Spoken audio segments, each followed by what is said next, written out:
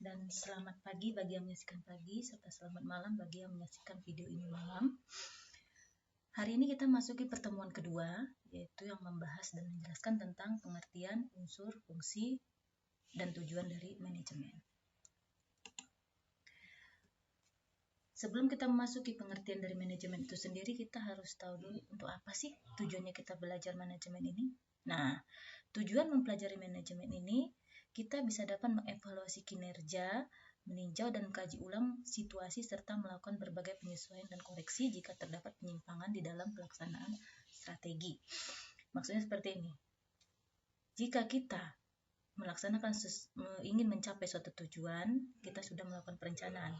Ketika kita sudah mencapai tujuan tersebut, tujuan yang kita peroleh tersebut menyimpang dari pelaksanaan strategi yang sudah pernah kita buat. Nah, dengan mempelajari manajemen, kita bisa mengevaluasi kinerja tersebut. Di mana sih kesalahan penyimpangan tersebut? Dan jika kita sudah mencapai tujuan dengan hasil yang maksimal, seperti yang kita rencanakan, bukan artinya kita tinggal diam. Kita mengevaluasi lagi, meninjau dan mengkaji ulang lagi bagaimana ke depannya tujuan yang kita akan capai lebih berkembang, lebih bagus dari yang sekarang. Yang kedua, tujuan kita mempelajari manajemen itu sendiri adalah senantiasa mengevaluasi dan memperbaharui strategi yang kita rumuskan agar sesuai dengan perkembangan lingkungan eksternal. Nah, lingkungan eksternal adalah lingkungan dari luar organisasi, luar perusahaan. Kita harus senantiasa mengevaluasinya, terus memperbaharui strategi-strategi yang akan kita buat. Kenapa? Karena ancaman dari luar itu adalah pihak pesaing, pihak di luar dari organisasi kita. Jika kita tidak mengevaluasi, tidak memperbaharui strategi, kita akan tertinggal dari lingkungan luar. Kita akan tertinggal dari pengetahuan yang ada di luar perusahaan. Kemudian tujuannya mempelajari manajemen ini sendiri adalah senantiasa meninjau kembali kekuatan, kelemahan, peluang, dan ancaman yang ada. Senantiasa kita selalu melihat apa sih yang menjadi kekuatan organisasi kita, kekuatan perusahaan kita, kelemahannya, peluang, dan ancaman yang ada dari luar. Dan pastinya dengan kita mempelajari manajemen, kita akan senantiasa terus-menerus melakukan inovasi-inovasi terbaru. Kemudian apa sih manfaatnya? Nah, efisiensi dan efektivitas dalam melakukan kegiatan. Nanti kita bahas nih, apa tuh efisiensi dan apa tuh efektivitas. Ini sudah familiar ya, kita dengar. Meningkatkan kesadaran akan ancaman. Nah, kita akan selalu mawas diri, kita akan selalu sadar bahwa ada ancaman yang berasal dari eksternal, pihak luar perusahaan atau organisasi, atau malah dari pihak di dalam organisasi kita sendiri. Kenapa? Belum tentu 100% anggota kita loyal kepada kita sebagai manajer. Tinggal manajer itu sendiri bagaimana kemampuannya agar membuat karyawannya menjadi loyal. Kemudian kerangka kerja dari perencanaan. Nah, nanti dengan mempelajari manajemen kita tahu gimana sih membuat kerangka kerja dari perencanaan, gimana sih buat kerangka kerja dari perencanaan. Dan pasti keseimbangan tujuan. Di sini maksudnya setiap organisasi punya visi misi, satu visi misi ya. Tapi di dalam anggotanya akan memiliki tujuan-tujuan yang berbeda, itu pasti. Walaupun kita punya visi misi yang sama, tapi tetap salah satu atau beberapa anggota kita ada yang memiliki tujuan yang berbeda. Nah, dengan mempelajari manajemen, bagaimana seorang leader itu menyeimbangkan tujuan, bagaimana seorang manajer itu, pemimpin itu bisa menyeimbangkan tujuan yang ada di dalam anggota-anggotanya. Kemudian yang berikutnya, pengambilan keputusan. Nah, seorang manajer dia wajib mengambil keputusan dengan melihat beberapa hal-hal yang sudah dia dapatkan, baik itu dari sisi informasi, dari lingkungan eksternal ataupun dari lingkungan internal. Mengapa sih manajemen itu dibutuhkan? Nah, manajemen itu dibutuhkan untuk mencapai tujuan, menjaga keseimbangan di antara tujuan-tujuan yang saling bertentangan. Balik lagi, efisiensi dan efektivitas. Nah, ini dia. Ini yang sudah sangat familiar ya. Terkadang di skripsi, tugas akhir ini ada efisien dan efektif gitu ya. di kerja praktek juga nanti akan kalian sendiri pasti akan membuatnya efisien dan efektif. Nah, yuk kita bahas lebih jelas tuh, apa sih efisiensi, apa sih efektif itu. Efektif itu menurut Peter F. Drucker adalah mengerjakan pekerjaan yang benar, doing the right things. Sedangkan efisien, doing things right, mengerjakan pekerjaan dengan benar. Gak masih bingung ya? Lanjut. Pengertian efisien adalah cara untuk mencapai suatu tujuan dengan penggunaan sumber daya yang minimal, namun hasil maksimal. Sumber daya tersebut diolah dengan bijak dan hemat sehingga uang, waktu, tenaga, atau pikiran tidak banyak terbuang. Pengertian efektif itu adalah cara mencapai suatu tujuan dengan pemilihan cara yang benar dan dari beberapa alternatif, ya. Kemudian mengimplementasikan pekerjaan dengan tepat dengan waktu yang cepat. Tadi efisien adalah mencapai tujuan dengan cara memanfaatkan sumber daya yang sudah ada atau sudah dimiliki organisasi. Efektif itu adalah bagaimana mencapai suatu tujuan dengan cara yang benar, cara yang tepat waktu. Contohnya, dari Jakarta Ani ingin ke Surabaya untuk berlibur. Dalam hal ini dia bisa menuju Surabaya dengan efektif sajakah, efisien sajakah, atau efektif dan efisien. Jika Ani pergi ke Surabaya menggunakan pesawat dengan katakanlah tiketnya 1.500.000 dan sampai dalam waktu 1,5 jam, maka Ani melakukan pekerjaan tersebut dengan efektif, jelas tercapai tujuan sampai di Surabaya, namun tidak efisien. Kenapa? Dia harus mengeluarkan biaya 1.500.000 yang relatif mahal untuk perjalanan tersebut. Lanjut. Jika Ani pergi ke Surabaya menggunakan bus ekonomi dengan harga Rp100.000, ya katakan seperti itu, dan sampai dalam waktu 18 jam, wow, maka Ani melakukan perjalanan tersebut dengan efisien, jelas, karena dia hanya mengeluarkan 100.000 dibandingkan 1.500.000, dan sampai dalam waktu 18 jam. Nah, ini kurang efektifnya. Jadi bagaimana supaya efektif dan efisien berjalan seiringan? Maka ia harus memikirkan bagaimana agar ia sampai di Surabaya dengan biaya murah tapi tidak menghabiskan banyak waktu di jalan. Contoh misalnya dia bisa menggunakan kereta.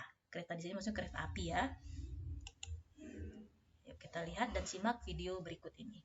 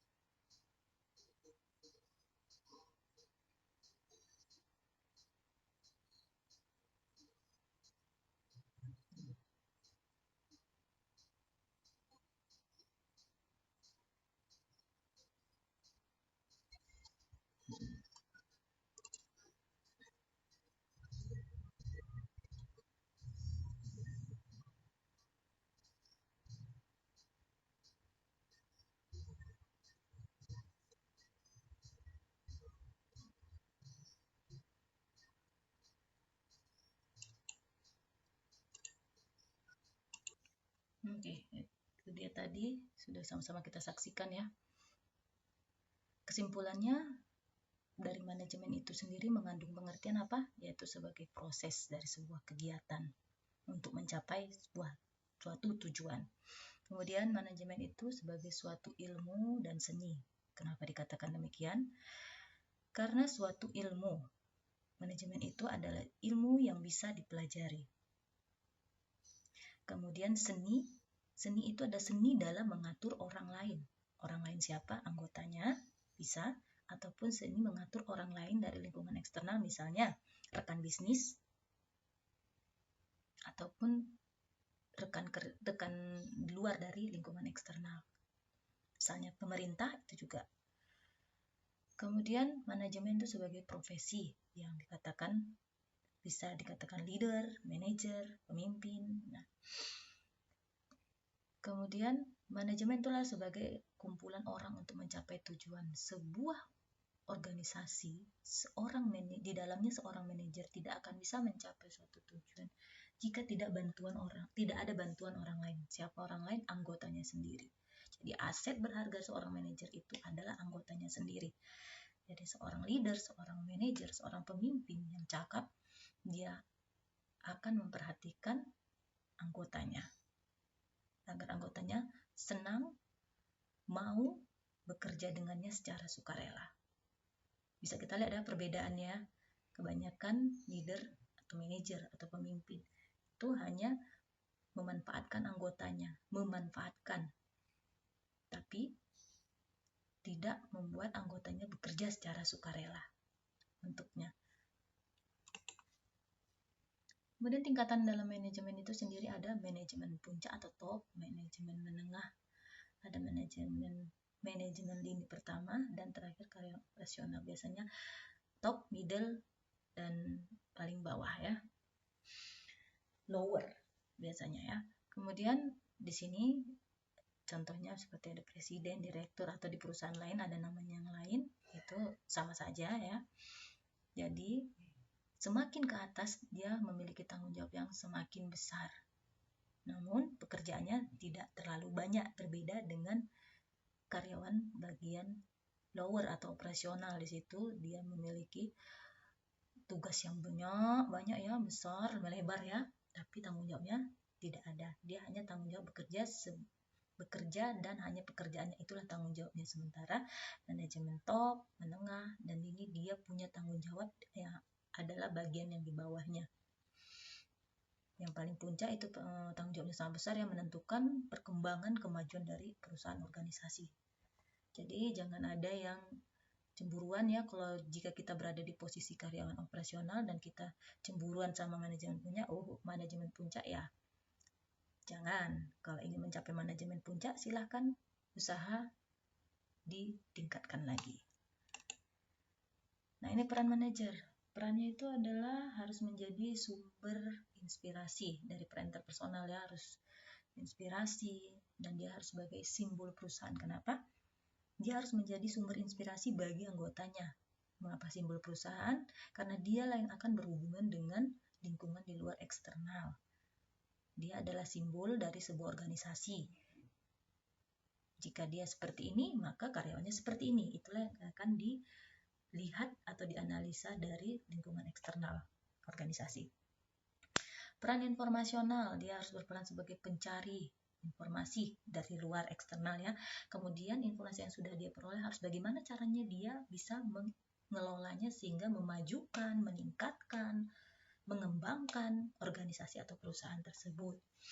Dan yang terakhir itu peran pengambil keputusan, dia harus bisa menjadi pemecah masalah, membagi sumber daya, artinya menempatkan orang yang tepat pada posisi yang tepat untuk mengerjakan suatu pekerjaan agar mencapai tujuan. Kemudian dia harus bisa menjadi sebagai perunding, penengah, ataupun bisa mengelola sebuah masalah, namun bisa menghasilkan keputusan yang tujuannya memajukan organisasi dan tidak memberatkan anggota.